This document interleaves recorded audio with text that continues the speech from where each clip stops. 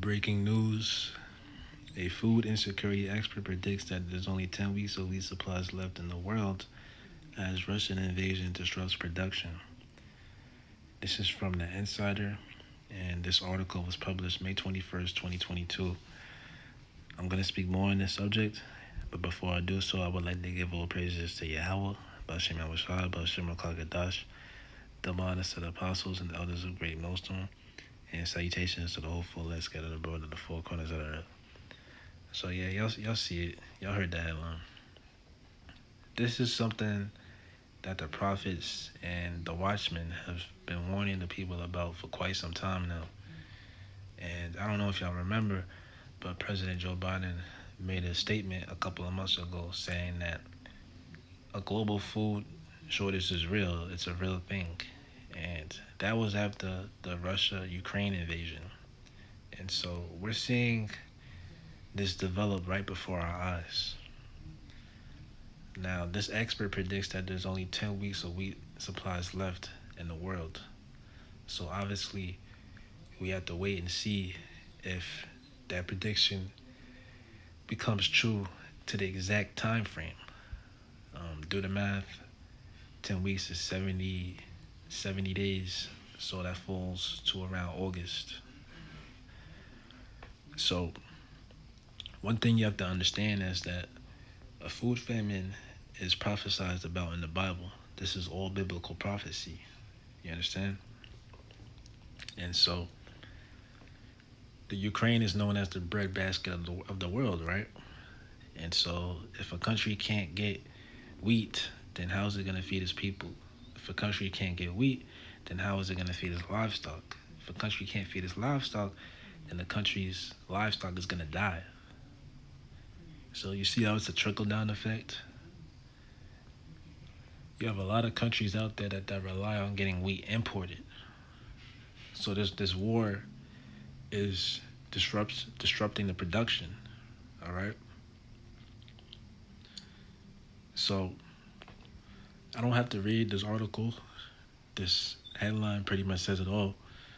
But if you guys want, y'all can read the article for yourselves. Let me jump to some precepts. This is Lamentations 4 and 9. They that be slain with the sword are better than they that be slain with hunger. For these pine away, stricken do for want of the fruits of the field. So in other words, those that die by the sword are better off than those that die by hunger. Because when you think about it, starving to death is a slow, agonizing death.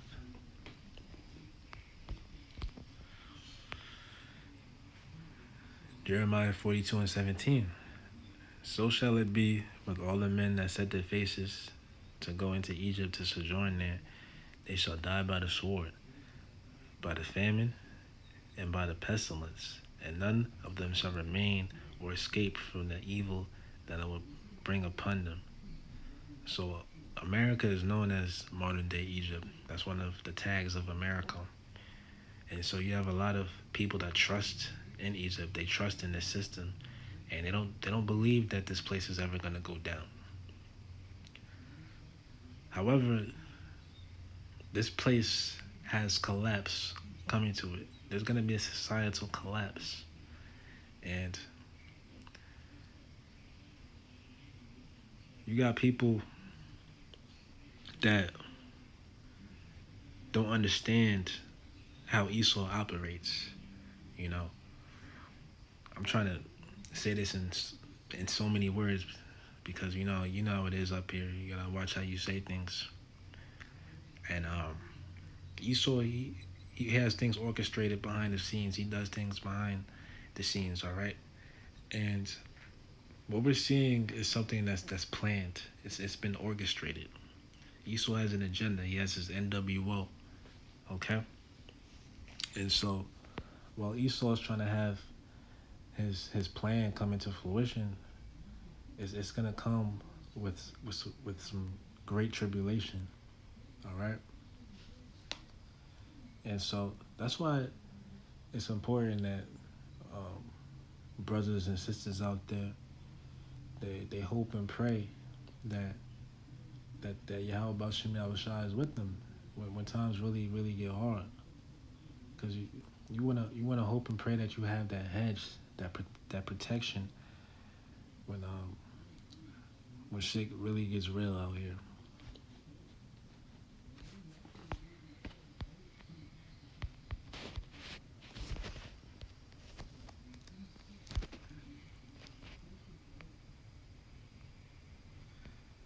Second Ezra 15 and 19.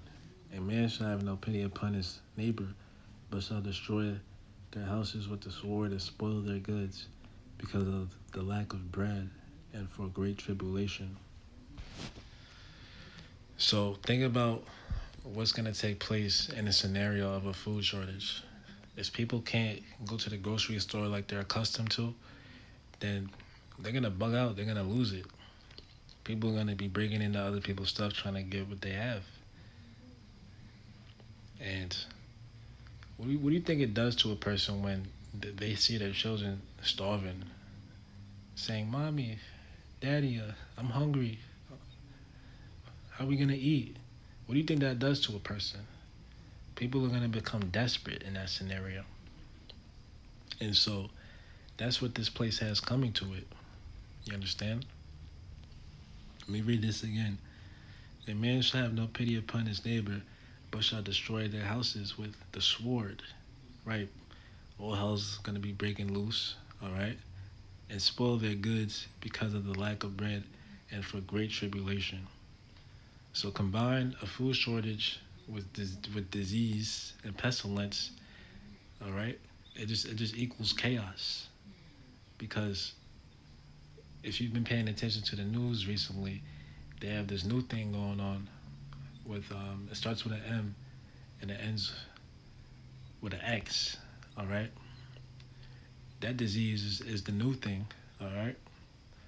And like I said, Esau he has things planned behind the scenes that the average person doesn't know about. And this is all a part of his plan. And so this is all gonna come out to chaos, a societal collapse. You see, people don't even understand like how bad things are gonna get out here. You know, this is gonna be a time of great tribulation,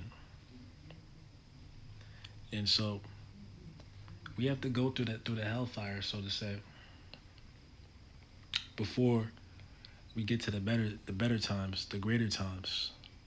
Because as it stands right now, this world, it's just in chaos. It's in wickedness under this man's rulership, Esau. Okay, and the Bible speaks about the last days, the latter days, or the latter times. The end of the world. And so the things that we see going on in the world right now, it's indicative that we are indeed living in the last days. And when the Bible speaks about the end of the world, it means the end of an age. So Esau is losing his power little by little. All right. And when Esau loses his power, that's when we're gonna come into power. So that's just, we gotta go through this great tribulation before the world is set into order, the way that it's supposed to be set into order. So anyway, I hope y'all found this video edifying. Shalom.